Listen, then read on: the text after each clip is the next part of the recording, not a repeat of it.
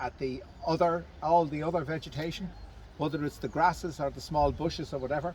So that's quite degraded there, because you have very little streamside habitat that's actually going to give cover and shade in terms of the fish.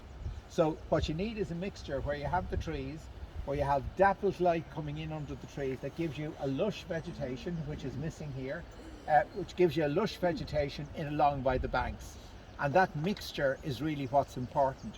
So there has been quite a lot of discussion about reforesting riverbanks and so on. What I worry about linear forests, because linear forests along riverbanks are not as good as people think they are, in the sense that what you need is a natural mix. You need to try and get back what was there originally.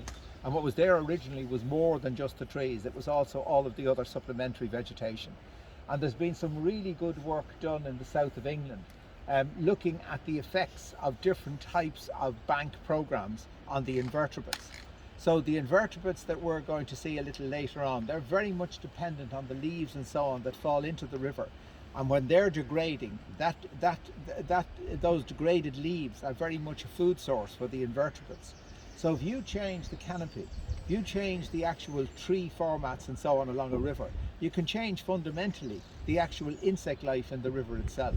And you can actually change the dominant species of fish as a result of changing the food that's available in the river. So this is subtle stuff. It's not stuff where it's a simple formula.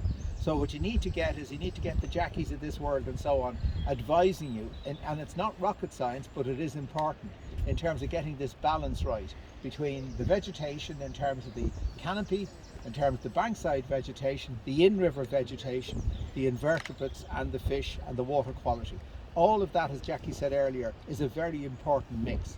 And we're very lucky nowadays, because when I was trained 40 odd years ago, this word ecology was only beginning to come in, and everybody did everything in those silos that Jackie talked about.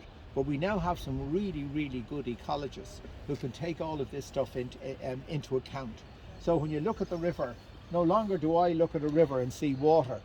I now look out 3 fields left and right, because that's the river. What happens in those 3 fields is fundamental to what happens in that channel.